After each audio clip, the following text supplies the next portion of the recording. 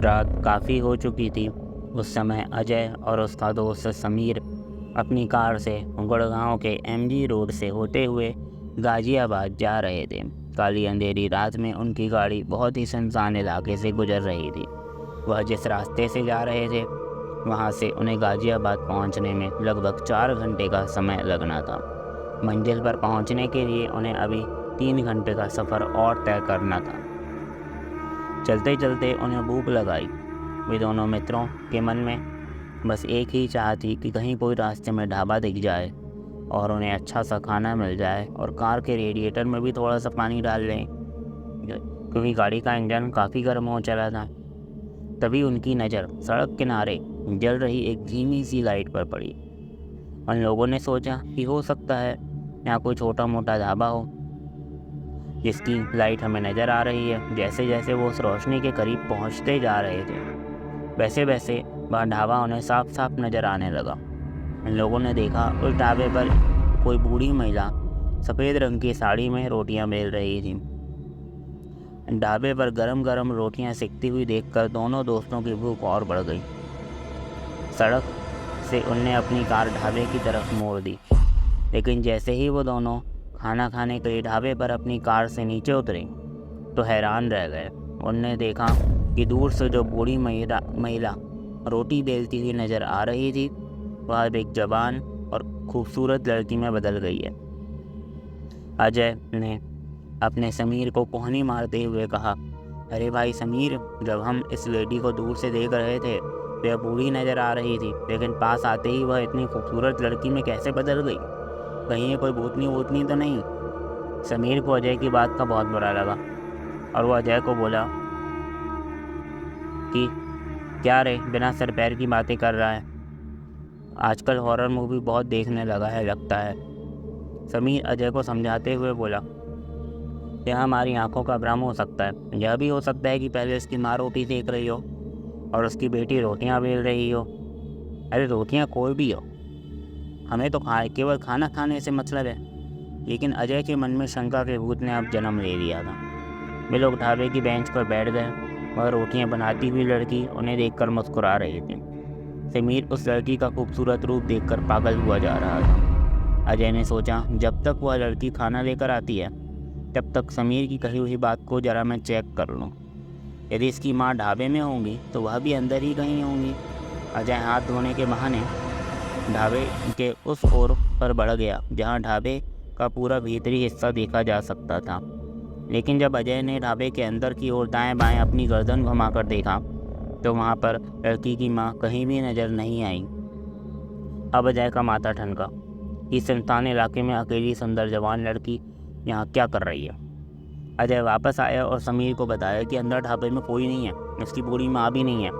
अजय की बात सुनकर समीर उसे डांटने लगा कि तुम यहाँ पर ढाबे में सीआईडी बनने आए हो क्या, या खाना खाने आए हो? इससे पहले कि अजय समीर को कुछ कहता, समीर का फ़ोन बज उठा। समीर का किसी पुराने दोस्त अमिताभ का कॉल था। वह कह रहा था कि तुम लोग कहाँ हो? समीर ने बताया कि हम गुड़गांव के एमजी रोड पर हैं। जब अमिताभ ने गुड़गांव के एमजी रोड का नाम सुना तो वह चौंक गया। उसने कहा कि इस रोड पर रात से गुजरना खतरे से खाली नहीं है। तुम अपनी गाड़ी से नीचे उतरे तो नहीं? इस पर समीर ने कहा कि हम लोग एक ढाबे में रुके हुए हैं। तब अमिताभ ने पूछा कि यह ढाबा कहाँ है? समीर ने बताया कि एमजी रोड पर पुरानी ईंटों की भट्टी के पास पीपल के पेड़ के नीचे एक ढाबा है। हम दोनों वहाँ पर खाना खाने के लिए रुके हैं। समीर की लोकेशन बताते ही अमिताभ ने जो बताया उसे सुनकर तो समीर की सिट्टी पिट्टी गुम हो गई। अमिताभ ने बताया कि पूरी एमजी रोड पर कहीं भी कोई ढाबा नहीं है। वहाँ ईंटों के भट्टी के पास एक पुराना कब्रिस्तान अवश्य है। ये सुनकर समीर समझ गया कि यहाँ जरूर कुछ तो गड़बड़ है और वो लोग जाने अनजाने में किसी गलत जगह पर आ गए हैं। समीर ने अजय को सारी बात बताई। अजय ने कहा, मैंने तो तुमसे पहले ही कहा था कि यहाँ दाल में कुछ काला है, लेकिन तुम तो उस भूतनी को आई लव यू बोलने के चक्कर में लगे थे। समीर ने कहा, बहस बाद में कर लेंगे, अभी पहले यहाँ से भागते हैं। तो खूबसूरत लड़की अभी भी रोटियां ही सेक रही थी, पर शायद उसे पता चल गया कि ये दोनों यहाँ से जाने वाले हैं। वो दोनों जैसे ही उठकर खड़े हुए, लड़की ने कहा, अरे साहब रुकिए, कहाँ जा रहे हैं? खाना बस बन गया है। उसकी शहद जैसी मीठी आवाज़ सुनकर तो समीर फिर से बैठ गया। अजय ने उसे वापस उठाया जब वो लोग जाने लगे तो लड़की दौड़कर उनके पास आई और हाथ जोड़कर उनसे कहने लगी, साहब रुक जाइए, कुछ खा कर जाइए, यहाँ पर कोई ग्राहक नहीं आता। लड़की रोने लगी। इतनी मासूम लड़की को रोता देखकर समीर पिघल गया और वह अजय से अपना हाथ छुड़ाकर उस लड़की के साथ चल दिया। अब अपने दोस्त की खातिर अजय को भी उसके पीछे पीछे जाना पड़ा। समीर ने उस लड़की से पूछा कि यहाँ कोई ग्राहक क्यों नहीं आते, तो लड़की ने बताया कि यहाँ पीछे कब्रिस्तान है और पिछले कुछ वक्त पर यहाँ 2-3 एक्सीडेंट हो चुके हैं, तो लोगों को लगता है ये सब कब्रिस्तान की वजह से हुए, तो डर की वजह से यहाँ कोई नहीं आता। लोगों ने इस जगह को बेवजह ही भूतिया बना दिया। बाकी तो जितने मुँह उतनी बातें। अजय ने कहा कि अगर ऐसा है तो आप कहीं दूसरी जगह क्यों नहीं चले जाती। लड़की ने कहा, नहीं जा सकती साहब, यहाँ से थोड़ी ही दूर पर मेरी झोपड़ी है, उसमें मेरी बीमार माँ रहती है, उनको छोड़कर मैं कहीं नहीं जा सकती।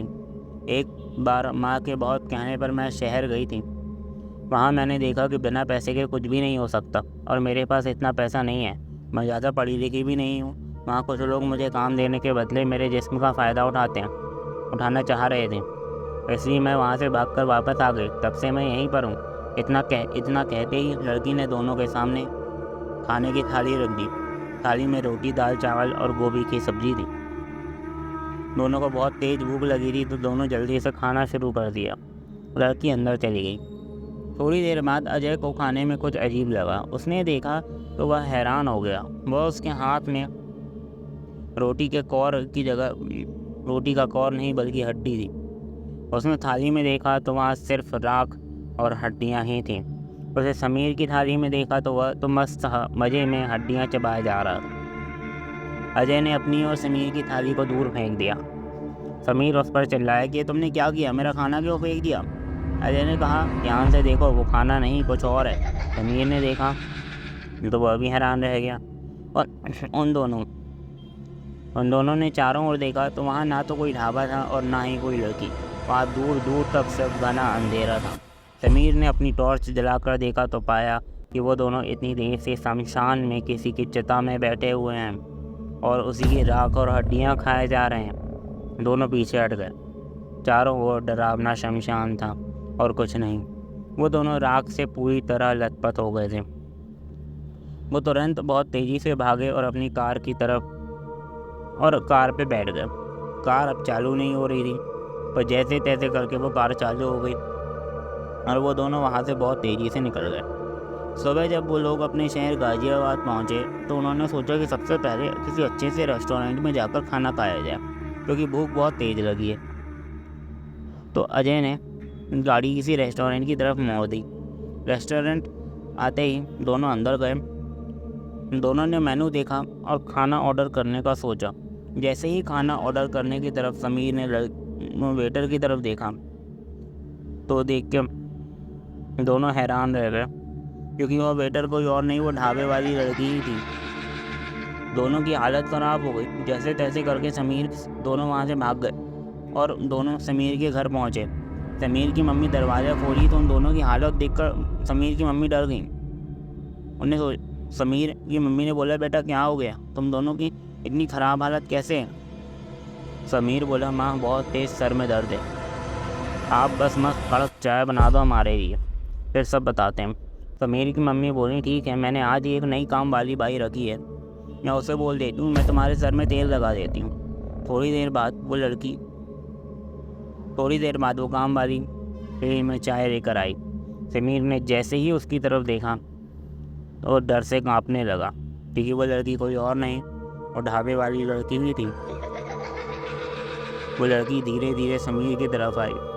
लड़की के चेहरे पर एक डरावनी हंसी थी। वो लड़की लगातार समीर को देखे जा रही थी और अजय उस लड़की को देखे जा रहा था